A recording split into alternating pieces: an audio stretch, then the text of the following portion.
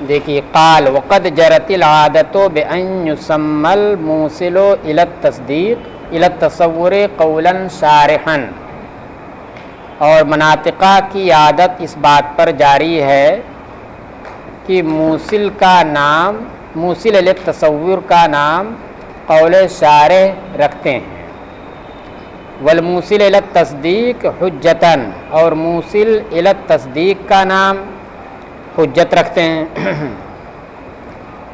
دو موصل ہوئے نا، موصل الی التصور اور موصل الی التصدیق، تو موصل الی التصور کا نام کیا ہے؟ قول شارح، اور موصل الی التصدیق کا نام حجت ہے۔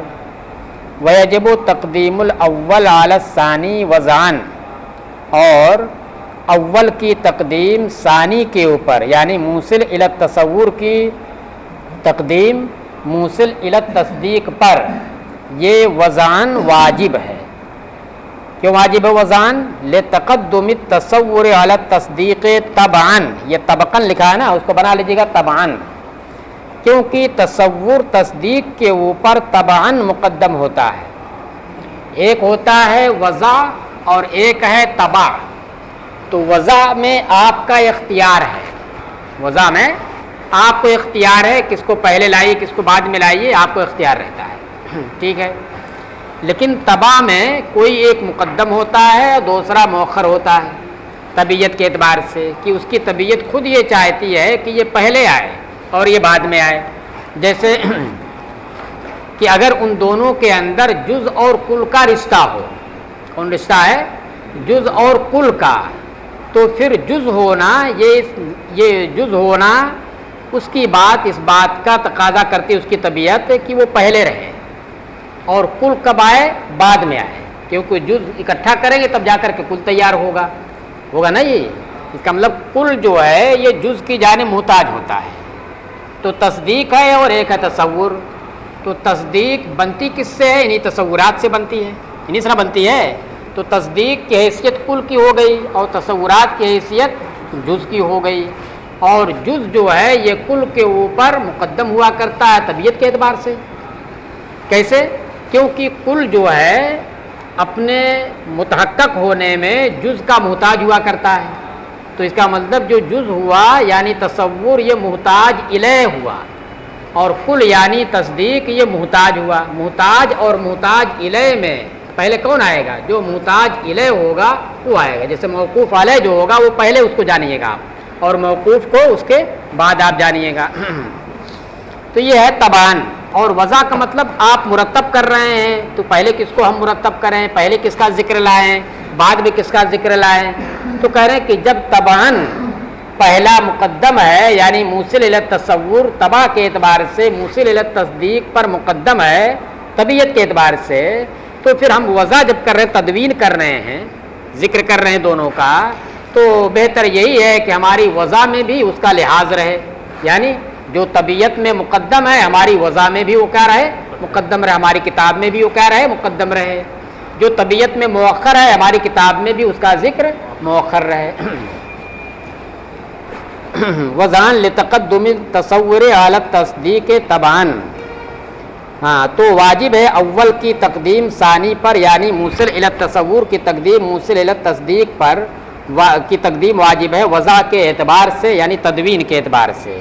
کیوں؟ کیونکہ تصدیق کے اوپر تصور طبع کے اعتبار سے مقدم ہے۔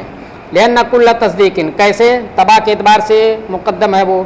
اس لیے کہ ہر تصدیق کے اندر ضروری ہے محکوم علیہ کا تصور، تو تصور ہوا کہ نہیں ہوا؟ محتاج ہوا، یہ تصدیق محتاج ہوئی تصور کی، محکوم علیہ کا تصور۔ اب محکوم علیہ کا تصور حکم لگانے کے لیے کوئی ضروری نہیں ہے کہ اس محکوم علیہ کا تصور اس کی حقیقت کے ساتھ آپ کریں۔ جیسے انسان کے اوپر حکم لگانا ہے تو اب کوئی ضروری نہیں ہے کہ انسان کا تصور، انسان پر عالم ہونے کا حکم آپ لگانا چاہتے ہیں تو کوئی ضروری نہیں ہے کہ اس انسان کا تصور آپ اس کی حقیقت کے ساتھ کیجیے، یعنی حیوان ناطق کے ساتھ کیجیے۔ بس آپ نے اس اعتبار سے کر لیا کہ انسان ہے کیا، وہ دو پیر کے اوپر چلتا ہے، دو ہاتھ اس کے ہیں اور ہنستا ہے، اس کے جو عوارض میں سے ان میں کے ذریعے آپ نے کر لیا، تب بھی آپ حکم لگا سکتے ہیں الانسان عالم۔ تو ضروری نہیں کہ اس کی ذاتیات کے ساتھ کیجیے آپ نے۔ ضروری ہے محکوم علیہ کا تصور اما بذات ہی، یا تو اس کی ذات کے ساتھ یعنی اس کی نفس حقیقت کے ساتھ، اور بامر صادق علیہ ہے، یا ایسے امر کے ساتھ جو اس پر صادق آئے، جیسے زاہد کے ساتھ آپ نے اس کا تصور کیا، انسان کا تصور زاہد کے ساتھ کیا، زاہد صادق آ رہا اس کے اوپر۔ وہ تصور المحکوم بھی کذالک، اور محکوم بھی کا بھی تصور تصدیق کے اندر ضروری ہے، وہ بھی اسی طرح، وہ بھی اسی طرح کا مطلب کیا، اما بذات ہی و اما بامر صادق علیہ ہے، یا تو اس کی حقیقت کے ساتھ یا اس کے عوارض کے ساتھ، ایسی چیز کے ساتھ جو اس کے اوپر صادق آئے۔ والحکم، اور حکم کا تصور بھی ضروری ہے، والحکم، اور حکم کا بھی تصور، کیوں؟ لامتناع الحکم ممن جہل، یعنی ان تین تصورات کا ہونا ضروری ہے تصدیق کے لیے، کیوں؟ اس لیے کہ ان تین تصورات کے بعد ہی اس کو آپ تصدیق بنا پائیں گے۔ تصدیق کس سے بنے گی؟ جب اس کے اوپر آپ حکم لگائیں گے، محکوم علیہ ہوا، محکوم بھی ہوا، دونوں کو آپ نے جوڑ دیا نسبت کر کے، تو یہ تین چیزیں جب ہو گئیں تب آپ حکم لگائیں گے۔ کیا حکم لگائیں گے؟ ایقاع نسبت کا، یعنی اس بات کا اعتقاد آپ کریں گے، ادراک کریں گے کہ نسبت ان دونوں میں واقع ہے یا واقع نہیں ہے۔ اگر سلب ہے تو واقع نہیں ہے۔ تو لامتناع الحکم ممن جہلا، ان تینوں کا ہونا ضروری کیوں ہے؟ کیونکہ حکم لگانا ممتنع ہے اس شخص کی جانب سے جو ان تینوں امور میں سے کسی ایک امر سے ناواقف ہو۔ لہذا اگر حکم آپ تصدیق پیدا کرنا چاہتے ہیں تو تین تصور کا اس سے پہلے ہونا ضروری ہے، پہلے ہونا ضروری ہے۔ تو دیکھیے تباہ کے اعتبار سے تصور کیا ہوا؟ تصدیق پر مقدم ہوا، یعنی تصور تصدیق پائی جائے تو تصور پایا جانا ضروری ہے، اور تصور پایا جائے تو تصدیق پایا جانا کوئی ضروری نہیں ہے۔ اقول قد عرفت ان الغرض من المنطق، اب اسی کی تفصیل اس کے اندر کریں گے۔ آپ کو یہ معلوم ہو گیا کہ منطق کی جو غرض ہے وہ کیا ہے؟ مجہولات کو حاصل کرنا، مجہولات کو حاصل کرنا، چاہے مجہول تصوری چاہے مجہول تصدیقی۔ والمجہول اما تصوری، اور مجہول یا تو تصوری ہوگا یا تصدیقی ہوگا۔ فنظر المنطقی اما فی الموصل الی التصور و اما فی الموصل الی التصدیق، تو منطقی کی نظر یا تو موصل الی التصور میں ہوگی، تصور تک پہنچانے والی، یا موصل الی التصدیق میں ہوگی۔ وقد جرت العادت، اب تو دو چیز ہوگی نا، موصل الی التصور موصل الی التصدیق۔ تو اب منطقیوں کی عادت اس بات پر جاری ہے کہ بأن یسموا الموصل الی التصور قولا شارحا، کہ وہ موصل الی التصور کا نام قول شارح رکھتے ہیں۔ اب اسی کے نیچے دوسری سطر میں آ جائے والموصل الی التصدیق حجتا، اور موصل الی التصدیق کا نام حجت رکھتے ہیں۔ یہ بیچ میں جو آیا ہے یہ وجہ تسمیہ ہے کہ موصل الی التصور کا نام قول شارح رکھتے ہیں۔ قول شارح رکھنے کی وجہ کیا ہے؟ اس کا نام کرے اما کونہ قولا، رہا موصل الی التصور کا قول، دو چیز ہے نا، قول اور شارح، دو چیز لگائی اس میں۔ تو قول کیوں کہتے ہیں؟ کہ رہا اس کا قول ہونا، فلأنہ فی الاغلب مرکب، تو اس وجہ سے کہ اکثر یہ مرکب ہوتا ہے۔ دیکھیے موصل الی التصور یہ کیا ہے؟ حد تام، حد ناقص، رسم تام اور رسم ناقص، یہ چار ہے نا، یہ سب کے سب موصل الی التصور ہیں۔ حد تام جیسے حیوان ناطق، حد ناقص جیسے جسم ناطق، آپ کو معلوم ہے نا، جن سے قریب فصل قریب سے مرکب ہو تو وہ حد تام ہے، پوری ذات کے ساتھ اس کا تصور آپ کریں گے، پوری ذات، دونوں اجزاء جو ہیں ان دونوں سے، جنس اور فصل۔ اور اگر جنس سے بعید اور فصل قریب سے مرکب ہو، جیسے جسم ناطق، تو جسم کیا ہو گیا؟ یہ جنس سے قریب بعید ہو گیا، اور ناطق یہ فصل قریب ہو گیا، تو دیکھیے یہ ہو گیا حد ناقص، تو اس میں بھی مرکب ہوا، حیوان ناطق میں بھی ترکیب ہوئی اور جسم ناطق میں بھی ترکیب ہوئی۔ ہاں کچھ ایسے ہیں کہ جس میں یہ ہے کہ ایک ہی سے ہو جاتی ہے، جیسے رسم ناقص ہے، تو جو رسم ناقص ہے تو وہ کس سے ہوتی ہے؟ وہ ہوتی ہے جن سے قریب اور خاصہ سے، یہ رسم تام ہوتی ہے، جن سے قریب اور خاصہ سے۔ اور جو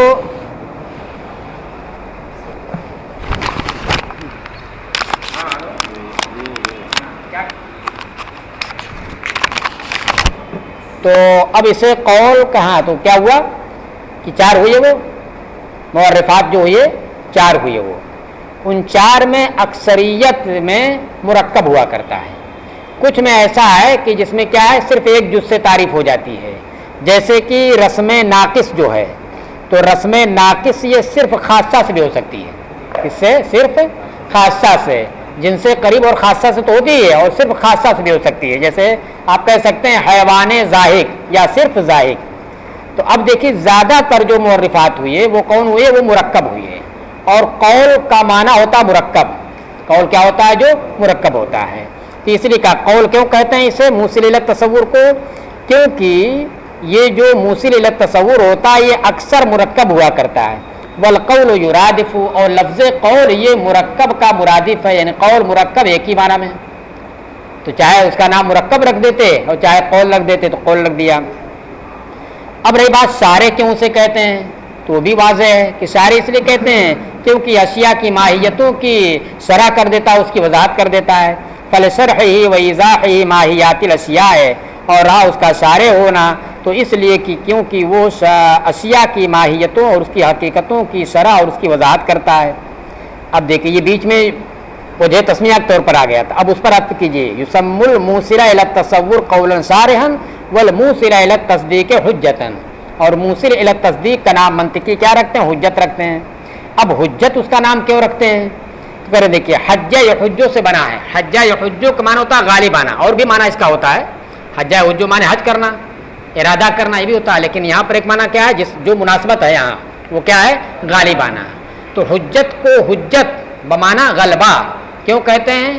کیونکہ جو شخص اگر اپنے کسی مطلوب کے اوپر اس حجت سے استدلال کرے، اس دلیل سے استدلال کرے، تو اپنے مد مقابل کے اوپر کیا ہو جاتا ہے؟ وہ غالب ہو جاتا ہے، اس کو غلبہ مل جاتا ہے۔ تو اس وجہ سے کیونکہ یہ سبب غلبہ ہے، سبب حجت ہے، لہذا اسے کیا کہہ دیا گیا؟ حجت کہہ دیا گیا۔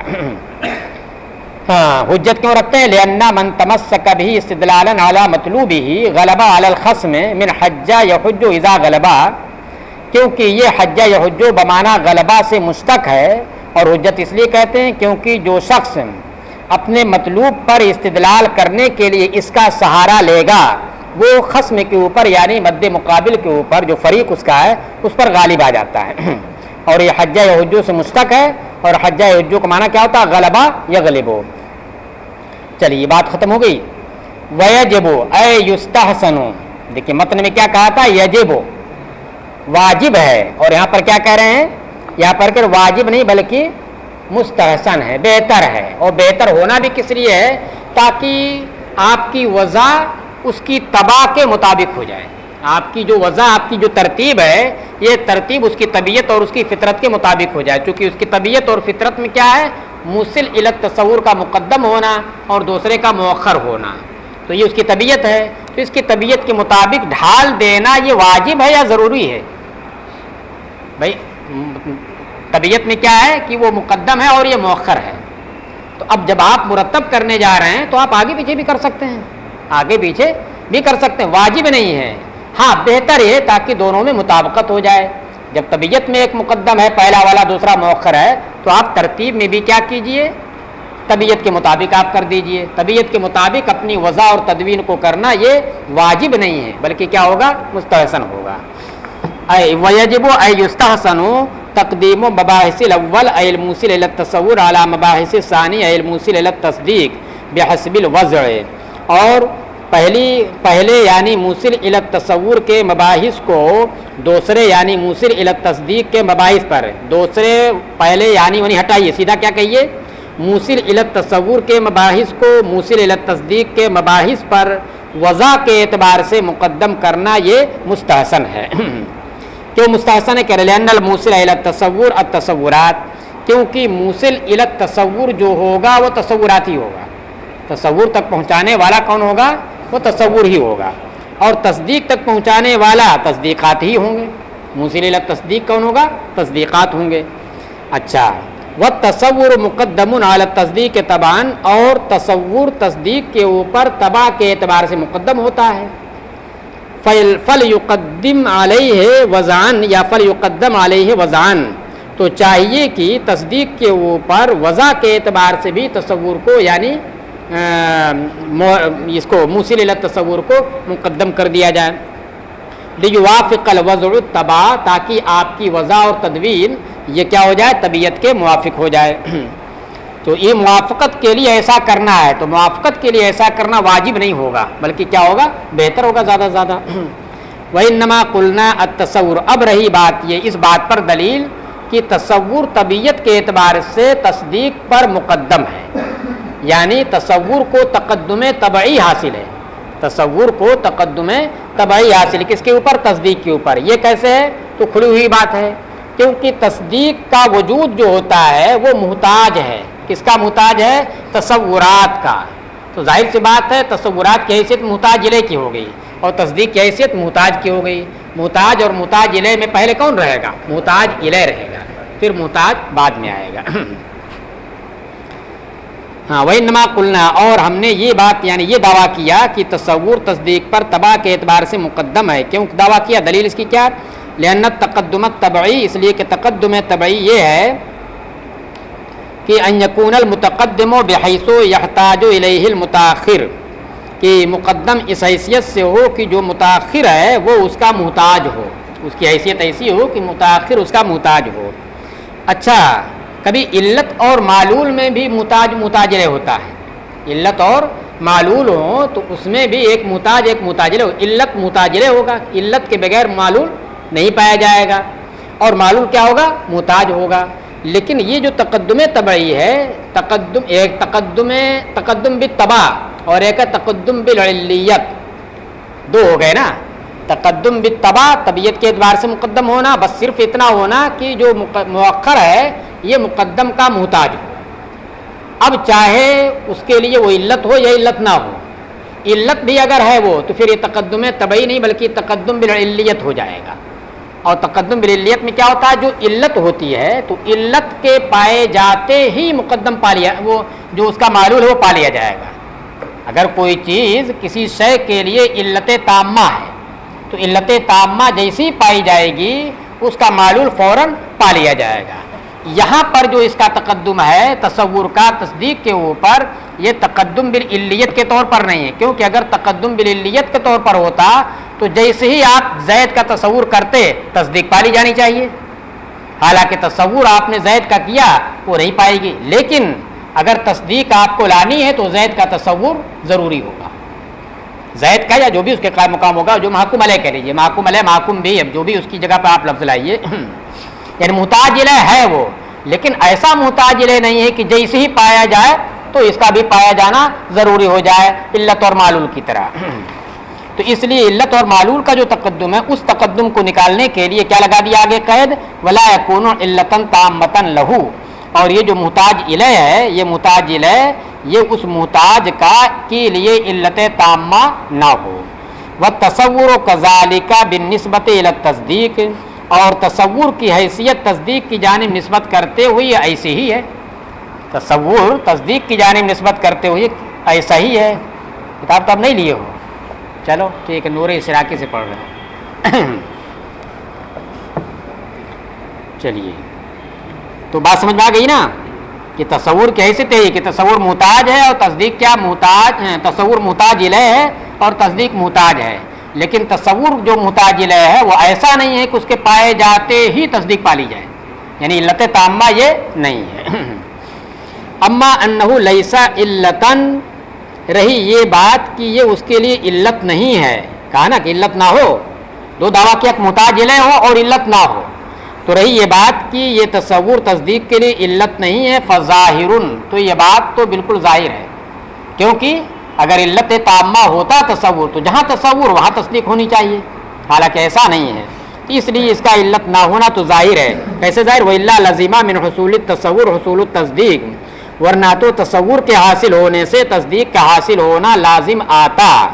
کیوں لازم آتا، ضرورت وجوب وجود المعلول عند وجود العلت، کیونکہ علت کے پائے جانے کے وقت معلول کے پائے جانے کا وجوب بدیہی ہے۔ علت اگر پائی جائے علت تامہ تو ایسی صورت میں معلول کا پایا جانا واجبی طور پر ہے، اور یہ واجب ہونا، اس کا پایا جانا جو واجب ہو رہا ہے بدیہی بالکل ہے۔ اس میں کوئی دلیل کی ضرورت نہیں. علت تامہ کا مطلب یہ کہ اس معلول کے وجود میں اب کسی اور کی ضرورت نہ ہو. علت تامہ کا یہی مطلب ہوگا کہ اس معلول کے وجود کے لیے اس کے علاوہ کسی اور کی ضرورت نہ ہو.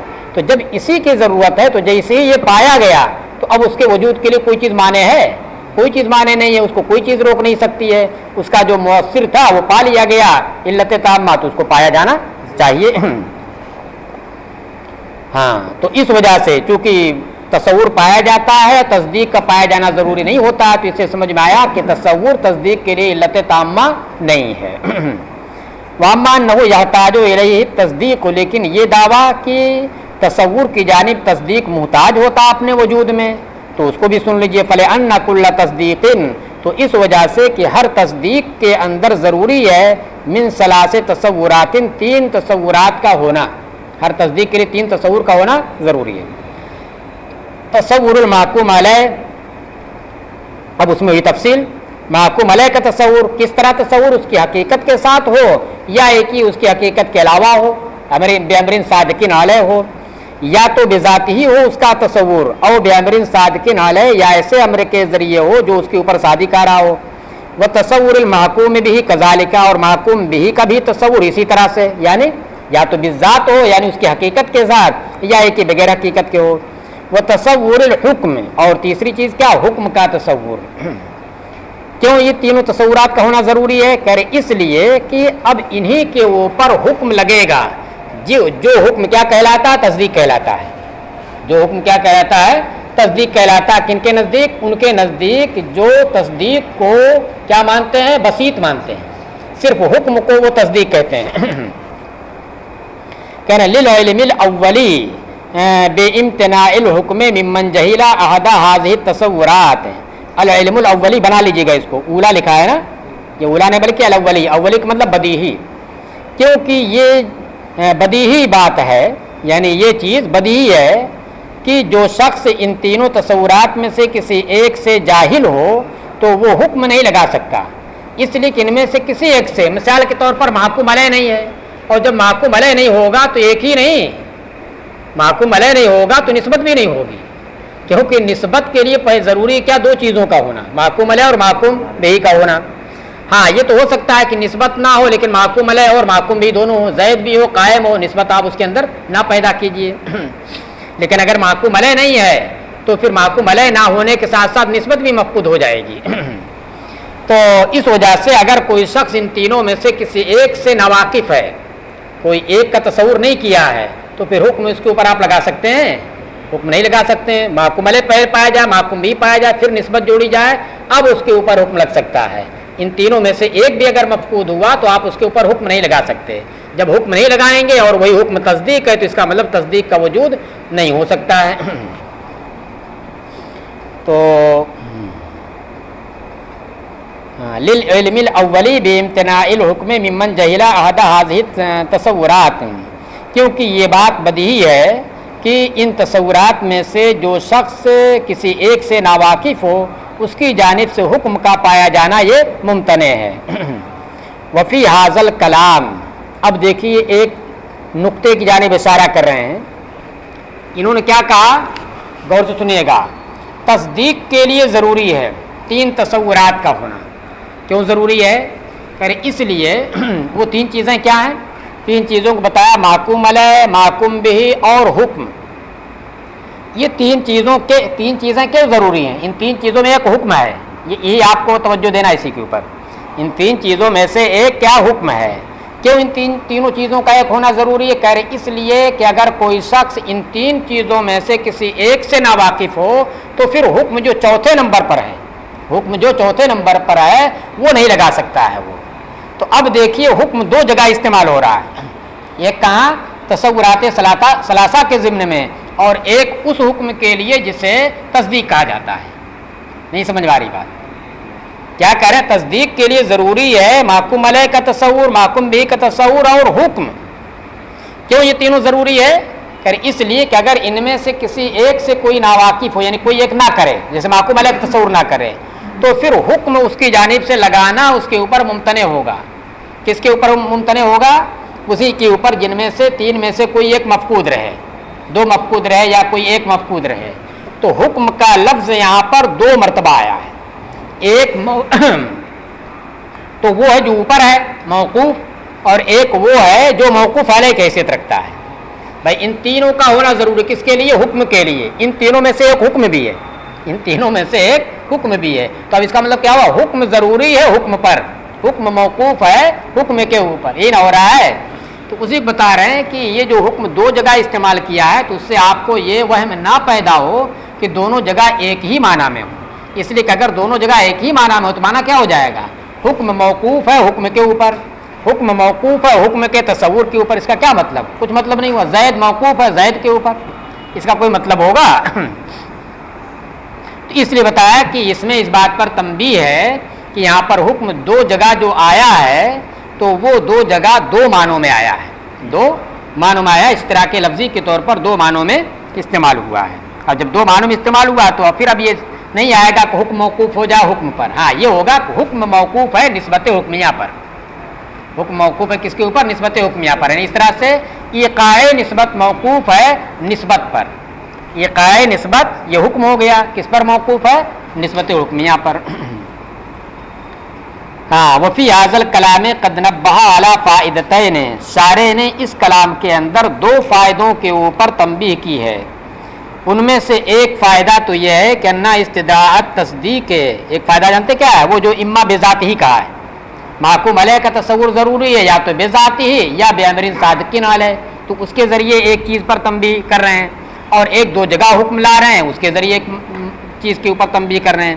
تو پہلے جو ہے پہلی چیز میں ایک فائدہ ان میں کا یہ ہے کہ تصدیق یہ محکوم علیہ کے تصور کو جو طلب کرتا ہے، تصدیق محکوم علیہ کے تصور کو جو طلب کرتی ہے تو اس کا معنی یہ نہیں ہے کہ وہ محکوم علیہ کے تصور کو کنہ حقیقت کے ساتھ طلب کرتی. نہیں، محکوم علیہ کا تصور اس کی حقیقت کے ساتھ کی جائے اس کو تصدیق طلب کرتی ہے، یہ نہیں ہے.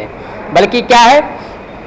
حتی لو لم یتصور حقیقت الشیء لم تنال حکم علیہ، یہاں تک کہ اگر شے کی حقیقت متصور نہ ہو تو پھر ایسی صورت میں اس کے اوپر حکم لگانا ممتنع ہو جائے، ایسا نہیں ہے. بل المراد انہ یستدعی تصورہ بوجہ ما، بلکہ مراد اس سے یہ ہے کہ تصدیق محکوم علیہ کے تصور کو بوجہ ما طلب کرتی ہے. وہ کیا چاہتی ہے؟ تصدیق محکوم علیہ کا تصور کسی طرح ہو جائے، چاہے ذاتیات کے ذریعے ہو جائے، چاہے عرضیات کے ذریعے ہو جائے، یا کسی بھی طریقے سے اس کا تصور ہو جائے، اتنا کافی ہے. اما بکنہ حقیقتی او بامر صادقین علیہ ہے، یا تو اس کی کنہ حقیقت کے ساتھ یا یہ کہ ایسے امر کے ساتھ جو اس کے اوپر صادق آ سکے. جیسے ظاہر صادق آ رہا ہے انسان کے اوپر، اس کی حقیقت میں سے نہیں ہے، تو پھر ظاہر کے ذریعے بھی آپ انسان کا تصور کر سکتے ہیں اور اس طرح تصور کر کے اس کے اوپر کوئی حکم آپ لگا سکتے ہیں. فإنا نحکم، دیکھیے یہ ضروری کیوں نہیں ہے کنہ حقیقت کے ساتھ اس کا تصور کرنا کرے کہ دیکھیے ہم فإنا نحکم علی اشیاء، یہ علی الاشیاء نہیں بلکہ علی اشیاء ہونا چاہیے، نکرہ ہونا چاہیے، کیونکہ ہم بہت ساری اشیاء ایسی اشیاء کے اوپر حکم لگا دیتے ہیں. کیسی اشیاء؟ لا نعرف حقائقہا، کہ جن کے حقائق ہم نہیں جانتے ہیں. اللہ کے اوپر حکم لگاتے ہیں کہ نہیں آپ لگاتے ہیں؟ ہاں، اللہ قادر ہے، اللہ ہمارا خالق ہے، تو کیا آپ جانتے ہیں اللہ کی حقیقت کیا ہے؟ اللہ کا تصور آپ نے کر دیا، اس کا تصور ہوگا معبود ہے، ہم اس کی عبادت کرتے ہیں، لیکن اس کی کنہ حقیقت کیا ہے، اس کی ذات کیا ہے، حقیقی اس کی کیا ہے، تو پھر اس کا تو تصور ہم نہیں کر سکتے، ہم جانتے ہی نہیں ہیں. لیکن تصور ہم نے کر لیا بوجہ ما، کس اعتبار سے؟ معبود ہونے کے اعتبار سے، خالق ہونے کے اعتبار سے، اس طرح سے کہ اس کے اوپر صادق آتا ہے، اللہ کے اوپر خالق ہونا، معبود ہونا، قادر ہونا، یہ ساری چیزیں صادق آتی ہیں. تو اس طرح سے ہم نے اللہ کا تصور کر لیا، اس کے اوپر کوئی حکم ہم نے لگا دیا، کافی ہے. ہاں، اس لیے کہ ہم بہت ساری ایسی چیزوں پر حکم لگا دیتے ہیں کہ جن کے حقائق سے ہم واقف نہیں رہتے ہیں. جیسے دیکھیے کما نحکم علی واجب الوجود بالعلم والقدرت، جیسے کہ ہم واجب الوجود کے اوپر علم اور قدرت کا حکم لگا دیتے ہیں، کہہ دیتے ہیں نا اللہ علیم، اللہ قدیر. علم کا حکم لگا دیا آپ نے، قدرت کا حکم لگا دیا اللہ کے اوپر، حالانکہ اللہ کی حقیقت کوئی نہیں جانتا ہے. والا شبہن نراہ من بعید بانہ شاغل للحیز المعین، اور ایسی شکل کے اوپر بھی ہم حکم لگا دیتے ہیں. جیسے دور سے کوئی چیز ہے، کوئی چیز رکھی ہوئی ہے، یہاں سے کلیئر نہیں ہو رہی ہے آپ کو، لیکن اتنا کلیئر ہو رہا کہ کوئی جسم ہے، وہ کیا ہے، کلیئر اتنا ہو رہا کہ کوئی چیز رکھی ہوئی ہے، جگہ کو گھیرے ہوئی ہے، تو اب آپ حکم لگا سکتے ہیں ذالک الشیء شاغل للحیز المعین، کہ وہ شے جو دکھ رہی ہے کیا ہے، اس کی حقیقت ہمیں نہیں معلوم، مگر حقیقت نہ معلوم ہونے کے باوجود کسی بھی طریقے سے آپ کو تصور ہو جا رہا ہے کہ نہیں ہو جا رہا ہے، کوئی شکل اس کی دکھ رہی کہ نہیں دکھ رہی ہے، تو شکل تو حقیقت ہے نہیں اس کی، شکل اگر حقیقت ہوتی انسان کی کوئی ایک مثال کے طور پر تو ہر انسان ایک ہی شکل کا ہوتا ہے، مختلف شکل کے نہیں ہوتے، تو ایک شکل کے ذریعے آپ نے اس شے کا تصور کر لیا اور پھر اس کے اوپر آپ نے حکم لگا دیا، کیا حکم لگایا کہ ذالک الشیء شاغل للحیز المعین، کہ وہ شے جو نظر آ رہی حقیقت کیا ہمیں نہیں معلوم، مگر ہم اس کے اوپر یہ حکم لگاتے ہیں کہ وہ ایک معین جگہ کو گھیرے ہوئی ہے، جہاں ہے اس کو گھیرے ہوئی ہے، حکم لگا سکتے ہیں آپ۔ سب ہے کہ معنی ہوتا ہے وہ چیز جو دور سے دکھائی دے اور سمجھ میں نہ آئے کہ کیا چیز ہے، بس اتنا لگے کہ ہاں کوئی چیز ہے۔ ہاں، اور ہم اس شکل کے اوپر جسے ہم دور سے دیکھتے ہیں یہ حکم لگا دیتے ہیں کہ انہ شاغل للحیز المعین، کہ وہ ایک معین جگہ کو گھیرے ہوئے ہے۔ فلو کان الحکم علی الشیء مستدعیا لتصور المحکوم علیہ بکنہ حقیقتہ لم یصح منا امثال هذه الاحکام۔ تو اب دیکھیے، اگر شے کے اوپر حکم لگانا یعنی اس شے کی تصدیق کرنا، یہ کیا ہوتا، محکوم علیہ کے تصور بکنہ حقیقت ہی کو طلب کرنے والا ہوتا۔ ہمارا حکم لگانا کیا چاہتا کہ پہلے ہم اس کا تصور کریں، کیسے، اس کی کنہ حقیقت کے ساتھ۔ اگر ایسا ضروری ہو جاتا تو پھر یہ سارے احکام جو ہم نے حکم لگائے ہیں ہماری جانب سے، یہ سب کے سب غلط ہو جاتے، صحیح نہیں ہوتے۔ لم یصح منا، تو پھر ہماری جانب سے یہ اس قسم کے سارے احکام صحیح نہ ہوتے، سب غلط ہو جاتے۔ چلیے